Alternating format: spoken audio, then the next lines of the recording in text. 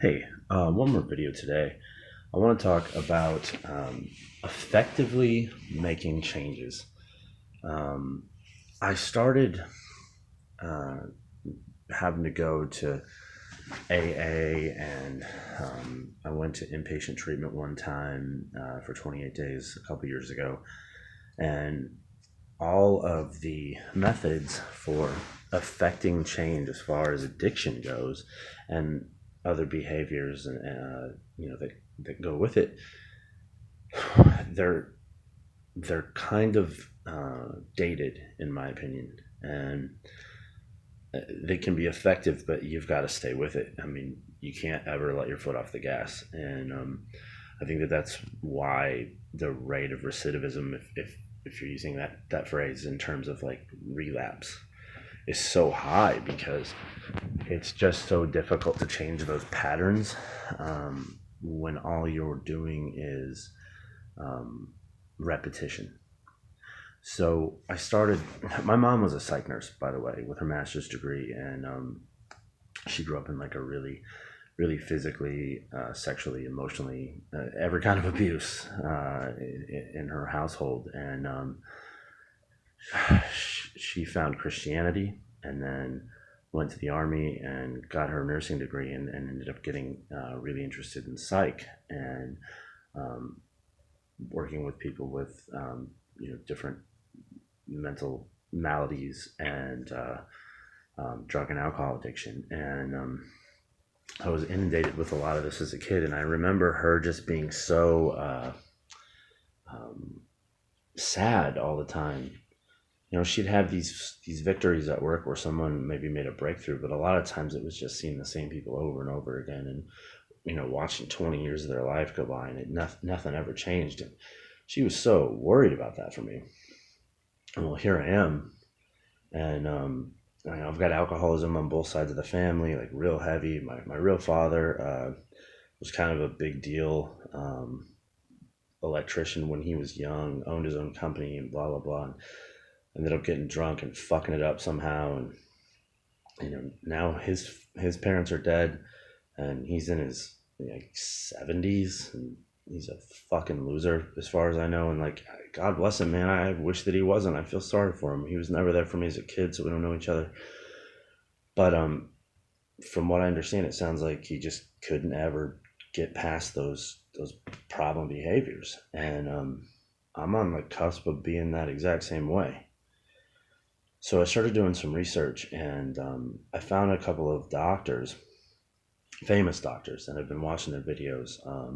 One of the guys' name is Joe Dispenza, and what he talks about is how some of the behaviors that we have, we don't even realize that we have them or why we have them, because it's subconscious programming from when we were kids. And basically, the way that I've come to understand it is, your subconscious brain is like a tape recorder or a DVD player. Whatever it's got in it, it just plays that. So you can tell it over and over and over again, play something different, play something different, play something different, but it's just going to play whatever it has. And so in order to make it play something different, you've got to put a new program in it. That's the problem, is our prefrontal cortex, where our conscious mind is, has a really hard time affecting change in our subconscious mind. So we have to change our state. When you have conscious thought, like how I'm sitting here right now, we're in alpha or beta brainwaves, where our mind is working fast. Well, slower brainwaves like theta is maybe like right before you fall asleep and right as you're getting up. Well, you're a lot more susceptible to that, because now your subconscious mind is functioning, and it's actively engaged. So those are the moments where you can actually affect change. You can rewrite some of that programming, but it's such a small window of time that you've got to, listening to tapes and things like that at night, recordings. It can be effective, but it's going to take a long time. So there are things like hypnotherapy that have proven to be pretty effective. But what I'm learning about right now is meditation, and focused meditation. through the act of meditation is to try to clear your mind of all of the bombardment of thought that we have during the day. So um, luckily, because of my lifelong involvement in martial arts, I'm pretty comfortable with it, and I think good at it, and that's a real thing. Being good at meditating, it takes practice.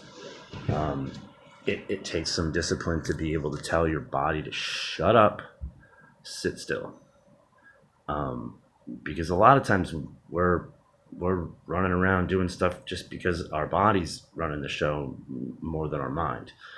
So through focused meditation, thinking about behavior that you maybe not aren't so aware of, but you're finding out about. I'm sure that all of you at one point or another have someone told you something about yourself that you thought wasn't true. Like we'll see people that we've known our whole lives, and they say or they do something, and we're like, oh my goodness, you look just like your mom right there, or you look just like your dad. And they'll be pissed. They'll go, what the fuck are you talking about? I'm not anything like my mom or my dad. And they can't see it, but you can see it. You can see it clear as day, because you've known their whole family, and you saw that instant where they acted out some sort of programming from their childhood, and they didn't even know they were doing it. Um, and it's really, really difficult to break those habits. But what we can do is we can start trying to gather that information about ourselves, and be mindful of it, and focus meditation to change that behavior. Something I found out about myself a long time ago is people's first impression of me is usually not great. And you'll hear girls say that they have resting bitch face. Well, I think I have that as a guy. But the real issue I figured out is that I was pretty introverted when I was a kid. And my mom got me involved in the martial arts, and that forced me to be more social. Especially as you progress in the martial arts, they make you teach. So as a real little kid, like I'm talking like 7, 8 years old, I was teaching classes. I knew how to do this, kick this, punch this, block this, kata, whatever. And so they're like, okay, show them. Because once you've got to show somebody something, you really, really learn it, and it becomes part of you. Well, that forced me out of my little introverted shell, and it's helped me a lot in my life. I bartended for about 20 years, and so that helped me to do that job every day, to be in front of groups of people. Public speaking doesn't really bother me. Teaching classes doesn't bother me. But when I get in front of a group of people that I don't know, not in front of, like, say, a social setting, I have to really make myself not be a wallflower. And when I'm saying like a new class or a new job or something like that, people oftentimes get a bad impression of me because I'm putting up a wall and I don't realize it, because I feel uncomfortable and I feel insecure, and I feel like maybe I'm not good enough, or they're not going to like me, or think I'm cool, or whatever. And what eventually happens, of course, is like I settle in to the group, and I start opening up, and I can be funny and charming and those kinds of things, and people will go, man, you're really cool. I hated your guts when I first met you. And I go, what? Why? And it's because I was demonstrating behavior that I wasn't even aware of. So I'm still learning about this process, and ways to try to change some of the subconscious programming that I have, that I think is contributing to behavior I don't like, and really that I'm not aware of. So this is just the first video, me kind of broaching the subject, and I'm going to tell you guys how it goes, and like what things I'm doing every day to try to affect that change. Right now, I downloaded an app that helps with guided meditation to try to kind of get you into that relaxed state.